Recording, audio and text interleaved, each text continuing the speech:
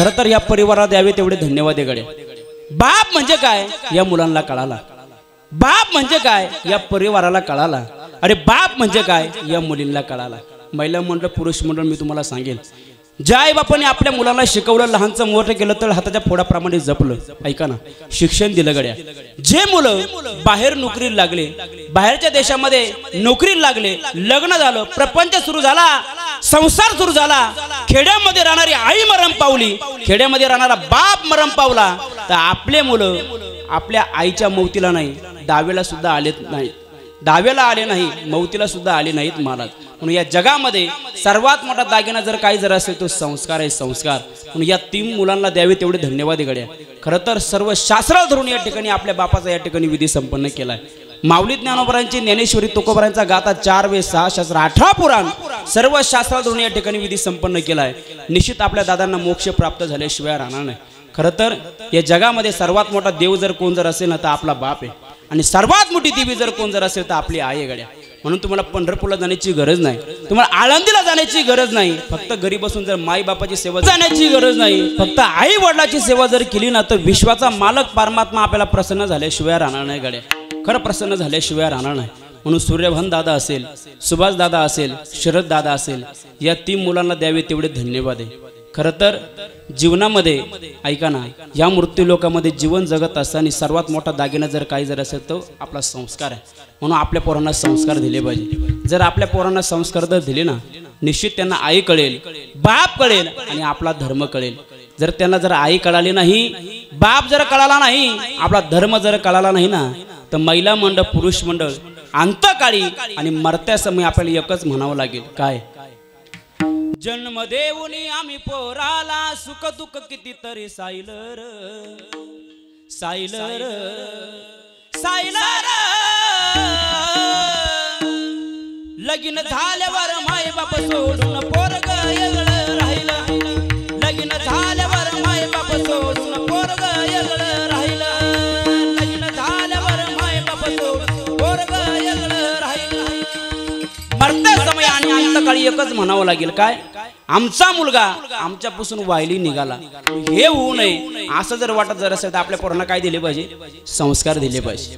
आमची लाडाची सुनबाई काय सांगू तिची नवलाई, नवऱ्याच्या कानी सांगे तुमचे माई बाप पाहिजे नाही, जित्यापणी हे मरण आमचे, जित्यापणी हे मरण आमचे, आम्ही डोळ्यानं पाहिलं पाहिलं पाहिलं,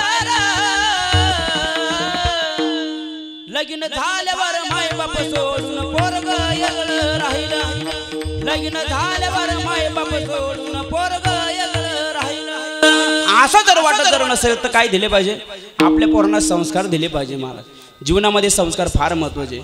आम्ही 12 वर्ष आळंदीला राहिलो, आळंदीला राहत असताना महाराज आम्ही कीर्तनकार झालो, आम्ही वादक झालो, आम्ही गायक झालो। ऐका ना, आम्ही ज्या आश्रमामध्ये राहत असताना अगस्त्य आश्रमामध्ये 12 वर्ष राहिलो गड्या। संध्याकाळी 7 वाजता मधुकरीला गेलो का 9 वाजता आम्ही संध्याकाळी यायचो, जेवण करायचो, पखवाज घ्यायचो, सतरंजी घ्यायचो, एक रग घ्यायचो आणि इंद्रायणीच्या तीरावर घाटावर आम्ही प्रॅक्टिस करायला जायचो। ऐका ना, एक दिवस 7 वाजता आम्ही मधुकरीला गेलो, 9 वाजता आम्ही आलो, जेवण केलं, पखवाज घेतला, सतरंजी घेतली, रग घेतली आणि आम्ही घाटावर इंद्रायणीच्या तीरावर प्रॅक्टिस करायला चाललो। आळंदीमध्ये चाकण चौक, चाकण चौक, त्या चाकण चौकामध्ये एक म्हातारा आणि एक म्हातारी थंडीमध्ये असे कडकडत होते। त्या ठिकाणी गेलो, विचारलं बाबा कुठले, म्हणे आम्ही साताऱ्याचे। महाराज फार भूक लागली हो महाराज फार भूक लागली। त्यांना उठवलं, आश्रमात नेलं, आमची मधुकरी उरलेली होती ना त्यांना ती खाऊ घातली। विचारलं बाबा या ठिकाणी झोपा, पण याच्या अगोदर आम्हाला सांगा कुठले तुम्ही, साताऱ्याचे। या ठिकाणी कशा करता आलात, म्हणे आम्हाला आमच्या मुलांनी घराच्या बाहेर काढलं। काय आमच्या मुलांनी घराच्या बाहेर काढलं? किती मुलं तुम्हाला? 4 मुलं। काय करतात मुलं? एक मुलगा डॉक्टर आहे, एक मुलगा वकील आहे, एक मुलगा इंजिनियर, एक मुलगा पोलीस आहे। असं ऐकल्यानंतर डोळ्यातून पाणी आलं महाराज। का?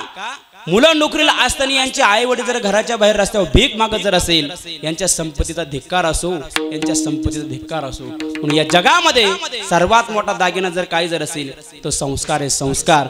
म्हणून संस्कार जर लाभला ना त्याला आई कळेल, बाप कळेल आणि आपला धर्म कळेल। आणि हा संस्काराचा दागिना जर कोणाला जर लागला असेल ना, या 3 मुलांना लागला बघा। का बाप कळालाय आणि आई कळाली. खरं तर बाप कळालाय, आई कळाली. निश्चित मारे ह्या दिवशी नेमकी 12 वाजता आपले देवराम दादा ह्या परिवाराला आशीर्वाद दिल्याशिवाय राहणार नाही. का या मूर्ती लोकांमध्ये आमच्या मुलांनी आमचा विधी संपन्न केलाय. म्हणून तुकोबराय बोलतात आपले पितर या परिवाराला आशीर्वाद दिल्याशिवाय राहणार नाही. कुठला आशीर्वाद?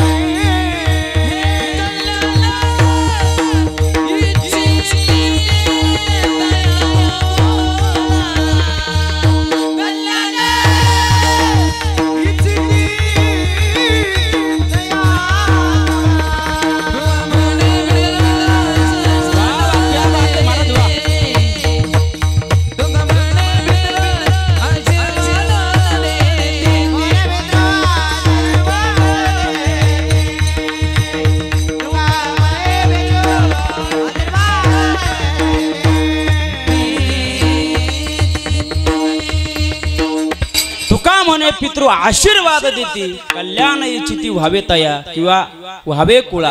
हा आशीर्वाद दिल्याशिवाय राहणार नाही. खरं तर महाराज जीवनामधून मालकच निघून गेला गड्या. जीवनामधून पती निघून गेला. तुटला आयुष्याचा दोरा. खरं तर कातर लागली गड्या. खरं मी सांगत असतो जसं संत जनाबाईने भगवंताला शिव्या दिल्या ना, अरे अरे विठ्यामुळं मायेच्या कारट्या तुझी रांड रणकी झाली, तशी या शिव्या या ठिकाणी आठवतात गड्या. निम्मेवर डाव मोडला, पती निघून गेला.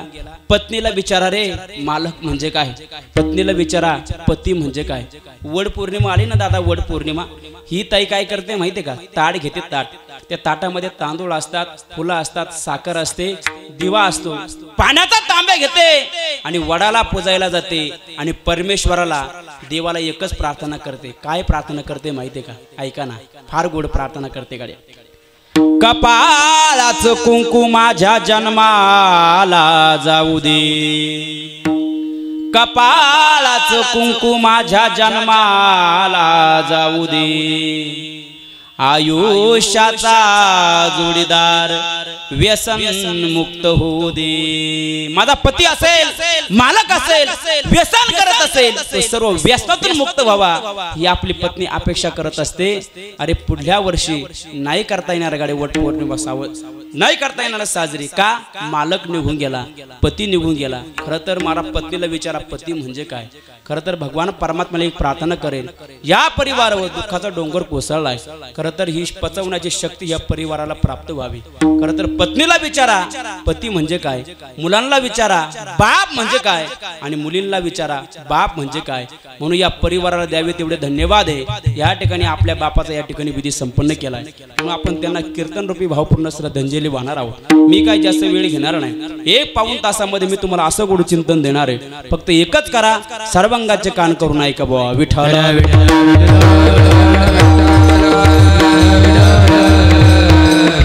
सृष्टीचा नेम असतो, जगाचा नेम आहे, निसर्गाचा नेम आहे. ज्याची उत्पत्ती झाली त्याचा नाश निषिद्ध आहे आणि ज्याचा नाश झाला त्याची उत्पत्ती निषिद्ध आहे. माऊली ज्ञानोबराय बोलतात, उपजते नाशे नाशिले ते पुनरपी दिसे, हे घटिका यंत्र जैसे परिभ्रमेगा. जो जन्माला आलाय त्याला जावं लागणार आहे गाड्या, जो जन्माला आला त्याला जावं लागणार आहे आणि जो गेलाय त्याला पुन्हा जन्माला यावं लागणार. हे राडघाड काही गाड्या. महिला म्हणून मी तुम्हाला प्रश्न विचारेन, मला सांगा देवाने आपल्या घरी यावं असं कोणाकोणाला वाटतं? देवाने आपल्या घरी यावं असं कोणाला वाटतं? प्रत्येकाला वाटतं. पण मी देवा घरी जावं असं कोणाला वाटतं? कोणालाच वाटत नाही महाराज, कोणालाच वाटत नाही. याच्या उलट माऊली ज्ञानोबराय सांगतात, मरण लांब राहू द्या. माणसाला मर शब्द सुद्धा आवडत नाही. मर जर आपण जर एखाद्याला म्हणलो ना मर तिकडं, तो तू मर ना, मला कायला मारू तू. हा, लोकांना मर शब्द सुद्धा आवडत नाही महाराज. मरण लांब राहिलो. माऊली ज्ञानोबराय फार गोड वर्णन करतात बघा. आगा मर हा बोलन सहाती, आणि मेलियावरी रडती. पण नाथ महाराज फार गोड वर्णन करतात संतोष महाराज. नाथ महाराज म्हणतात एकदा मुलगा जन्माला आला का त्याची वाट काळ पाहत असतो. जन्माला आला का पाचीच्या दिवशी त्याचं भविष्य लिहिलेलं जातं. ऐका ना, तू पुढे काय होणार आहे, आमदार होणार आहे का, खासदार होणार आहे का, PSI होणार आहे का, IPS होणार आहे का, अधिकारी होणार आहे का, पोलीस होणार आहे का, भिकारी होणार आहे, सगळं भविष्य या ठिकाणी लिहिलेलं जातं.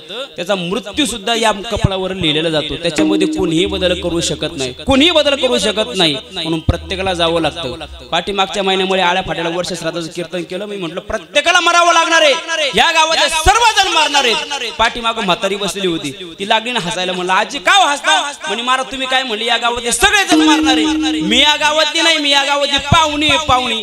म्हणलं अगं बाई तू यमदेवाची मेवणी जरी असली ना तर तुला मारावं लागणार. या देवाला जावं लागलं, साधू संतांना सुद्धा जावं लागलं, तुमची आमची काय किंमत आहे महाराज.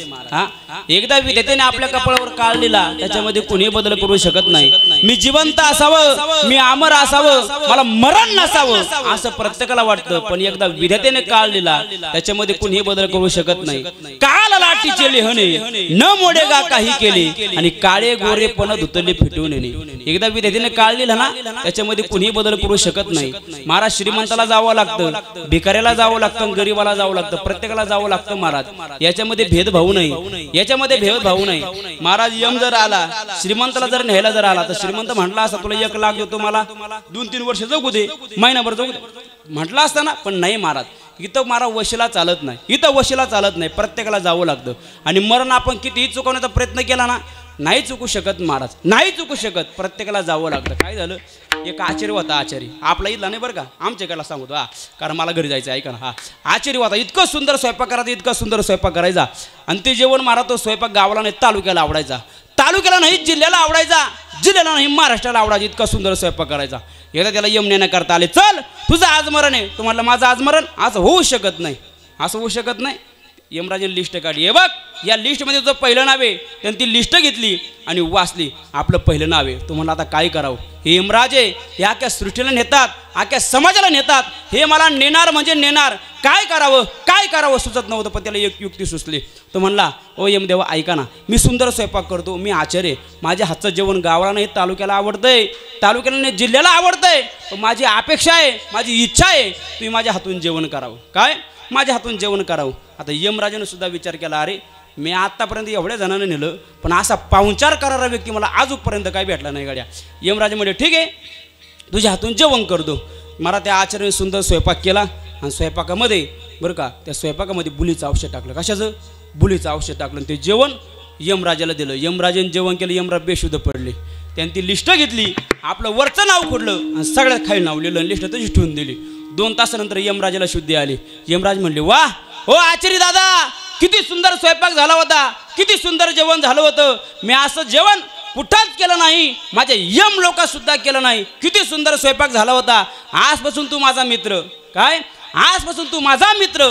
या लिस्टमध्ये तुझं पहिलं नाव आहे ना. आता मी वरून नाही सुरुवात करीत, आता मी खालून सुरुवात करतो.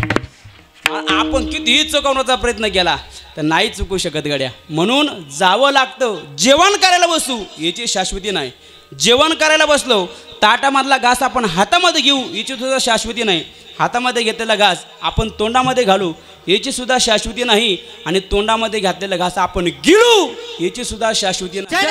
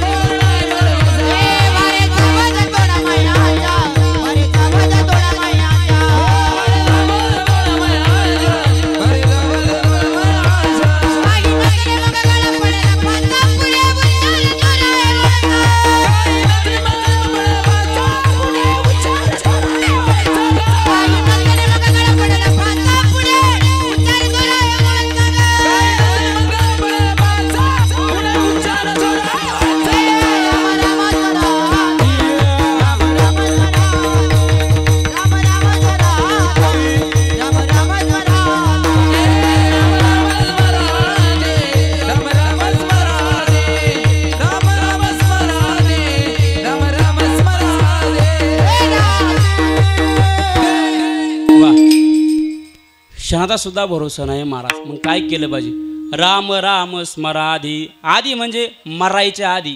हा नंतर काहीच करता येत नाही महाराज. तुम्ही किती ओरडले, मग आमच्या पाप्याला गुलाबजाम खाऊशी वाटत होता, मेलन ते आता आता कशाला काही कर बोंबलं ती. हा मरायच्या आधी महाराज काय करायचं असेल तर महाराज जिवंत आहे ना तोपर्यंत जगलं पाहिजे गाडी. ऐका ना, जन्म आणि मरण यांच्यामधलं जे अंतर आहे ना त्याला जीवन असं म्हणतात. जन्म आपल्या हातामध्ये नाही आणि मृत्यूसुद्धा आपल्या हातामध्ये नाही. मग आपल्या हातामध्ये आहे तरी काय? हां फक्त जीवन आहे महाराज. म्हणून हे जीवन कसं जगलं पाहिजे?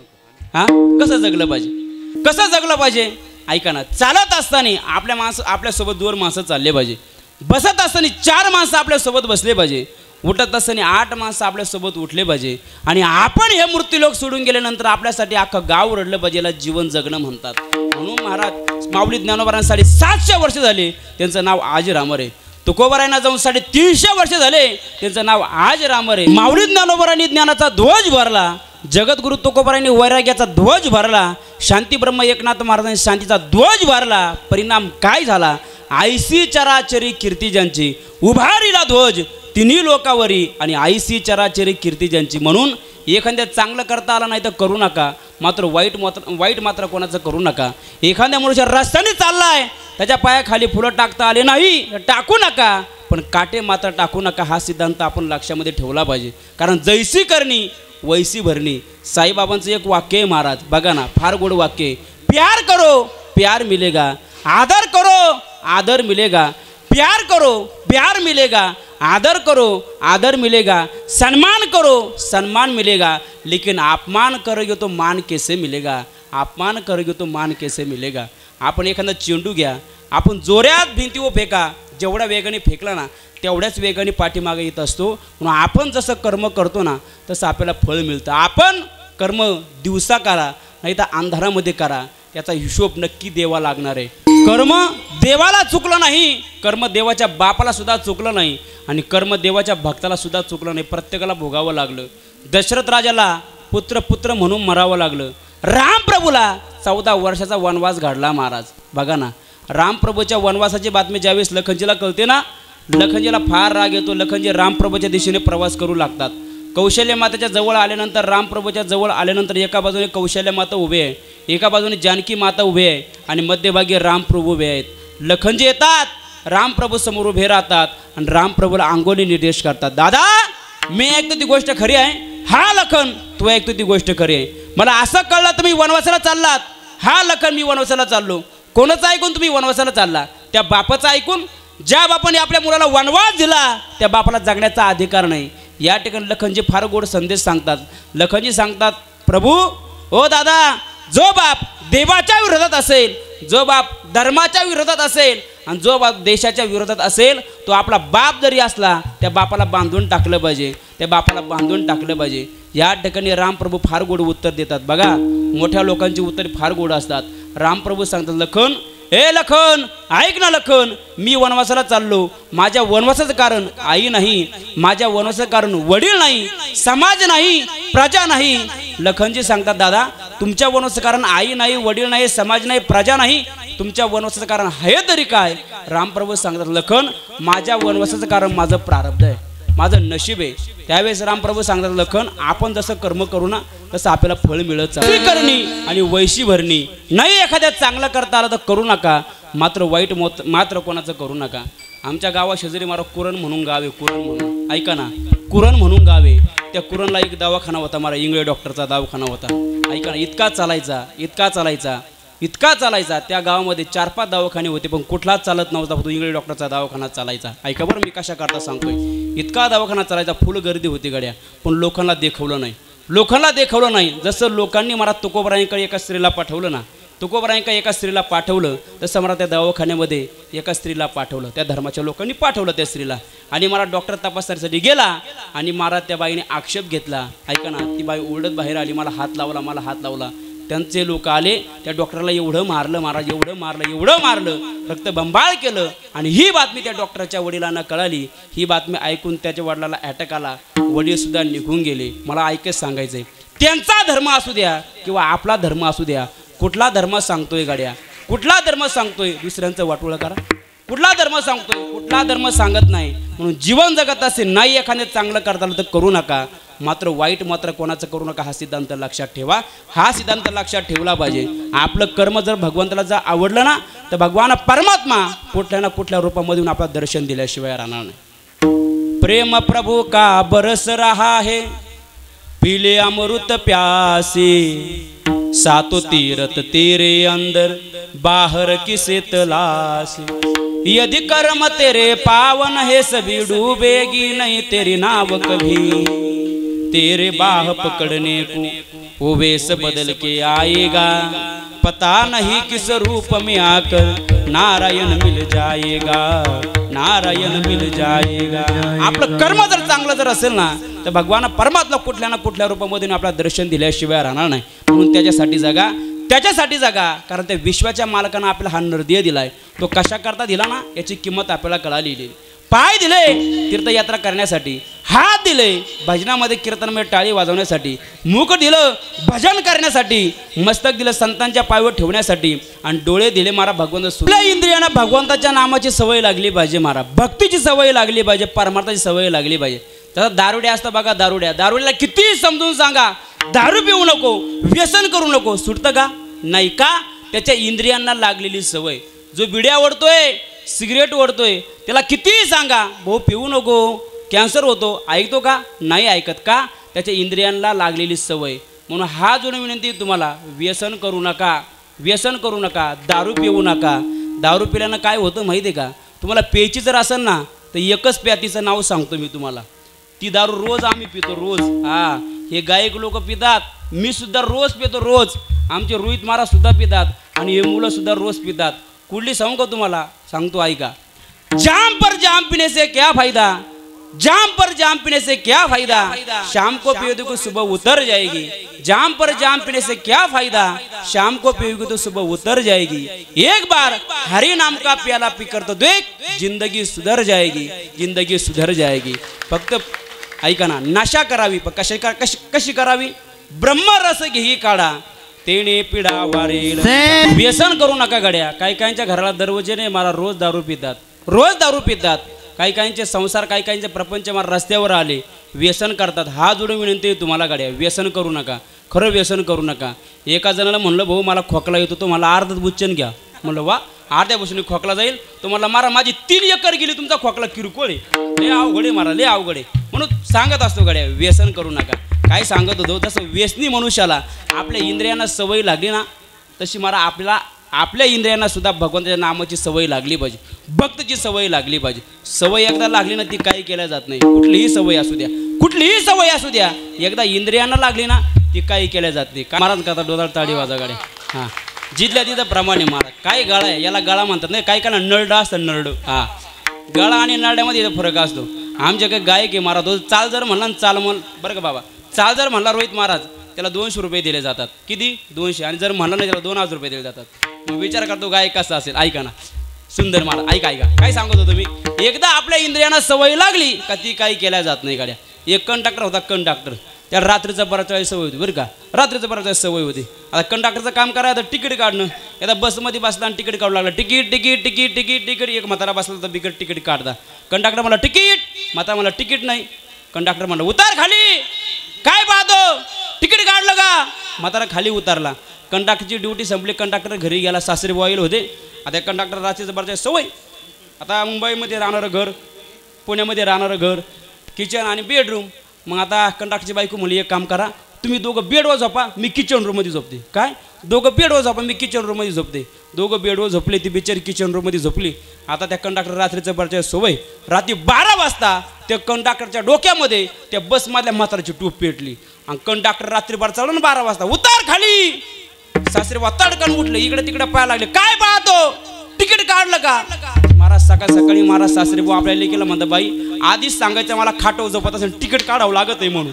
हा, काय सांगत होतो, एकदा इंद्रियांना सवय लागली का ती काही केल्या जात नाही। म्हणून सवय कुठलीही असू द्या, म्हणून साधू संतांनी सांगितलं आपल्या इंद्रियांना सवय लागली पाहिजे, कशाची?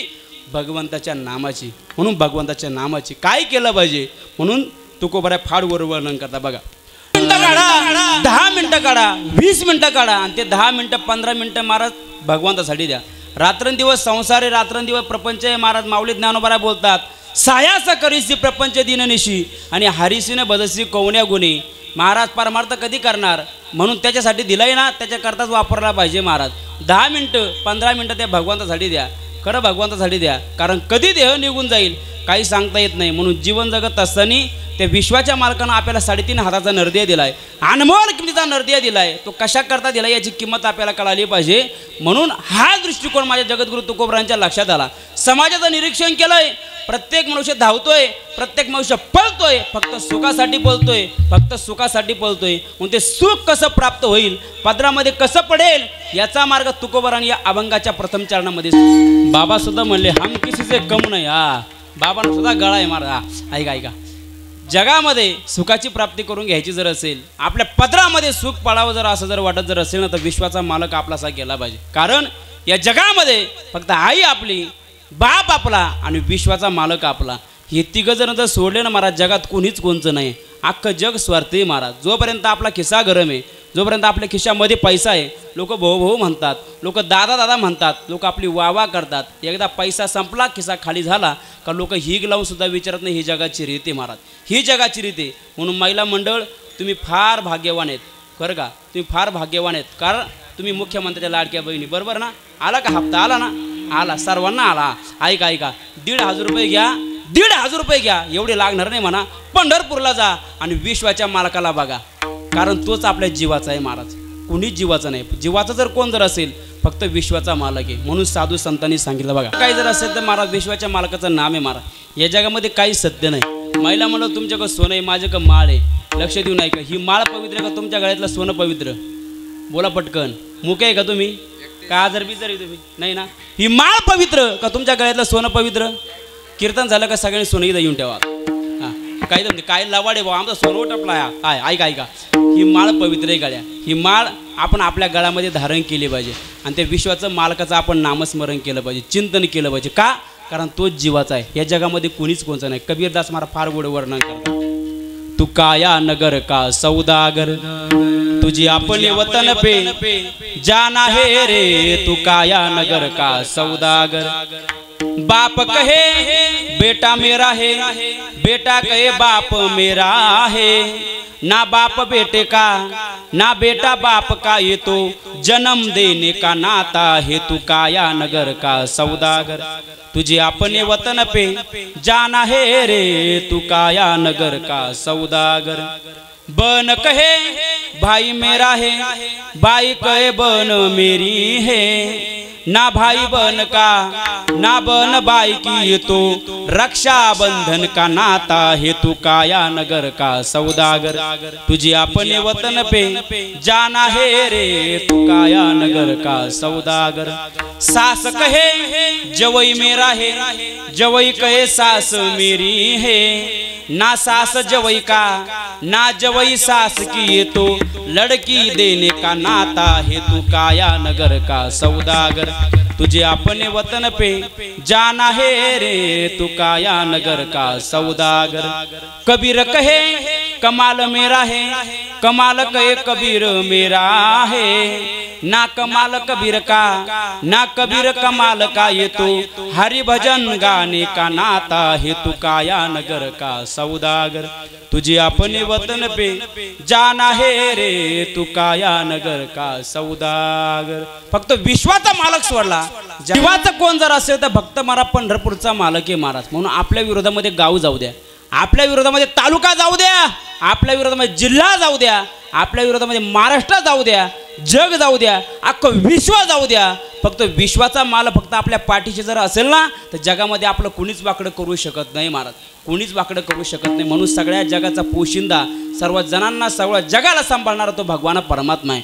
महिला मंडळ, आपण जर आपल्या घरामध्ये महाराज 4 लोकांचा स्वयंपाक जर केला, ऐका, आपण जर आपल्या घरामध्ये 4 लोकांचा स्वयंपाक केला, 2 व्यक्ती जर वाढले तर स्वयंपाक काय होतो? संपून जातो. पंढरपूरच्या वाटेला लाखोनी वारकरी जातात, पण एक सुद्धा वारकरी उपाशी राहत नाही. मीराबाईंना पिण्याकरता विष दिलं, पण जे भगवान परमार्थ करता नाचकाम चालू होतं ना, ते नाचकाम झालं नाही, याला परमार्थ म्हणतात.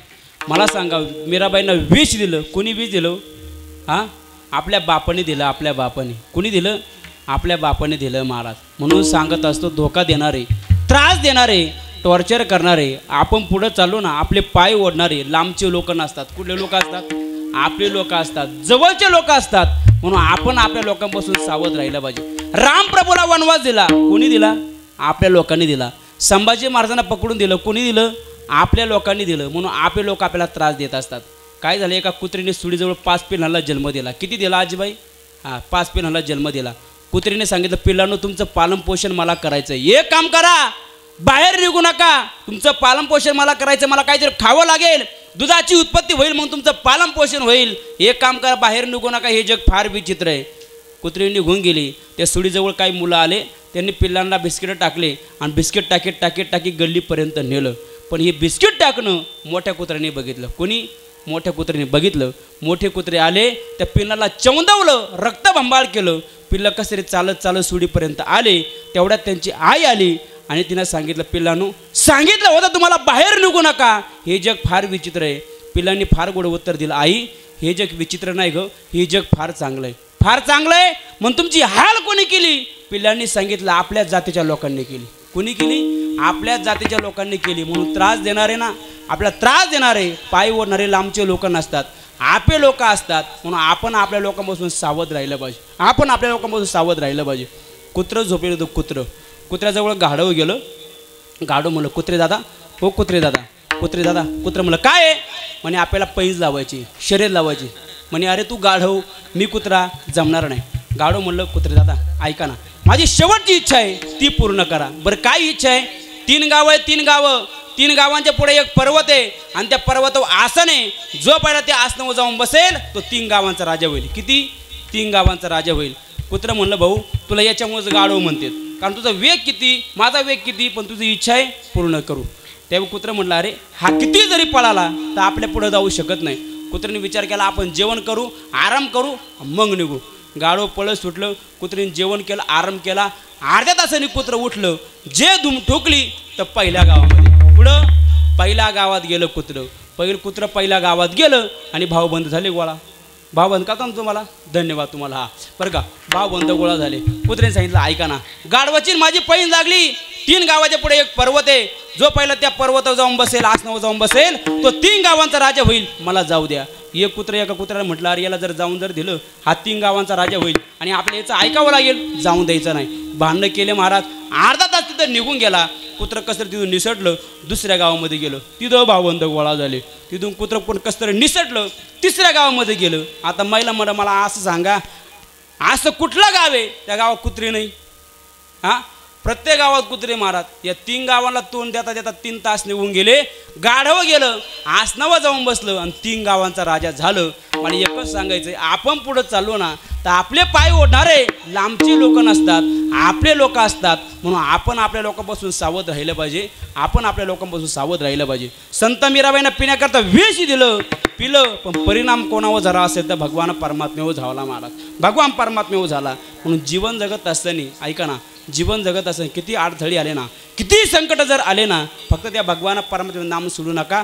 तारणाराही तोच आहे आणि मारणारा सुद्धा तोच आहे. म्हणून जीवन जगायचं असेल फक्त विश्वाच्या मालकासारखं जागा, त्याचं चिंतन करा, त्याचं भजन करा. ते भजन कसं सांगतो ऐका, सर्वांनी हातवर करा. महिला मंडळ, पुरुष मंडळ, सर्वांनी हातवर करा. असं भजन झालं पाहिजे. आपल्या देवराम दादांना आपलं भजन ऐकू गेलं पाहिजे बरं का. त्यांनी वरून या परिवाराला आशीर्वाद दिला पाहिजे. इतकं सुंदर भजन झालं पाहिजे. टाळी वाजवून भजन केलं पाहिजे. आपण जर टाळी वाजवली, आपण पाप निघून जातं. कुठं निघून जातं माहिती आहे का? जे वाजवीत नाही त्याच्या बोखंडी जाऊन बसत आहे. मग तुम्हीच ठरवा टाळी वाजवायची की नाही. सर्वांनी टाळी वाजवून भजन करायचं. तुले हरी का नाम विठ्ठल पांडुरंग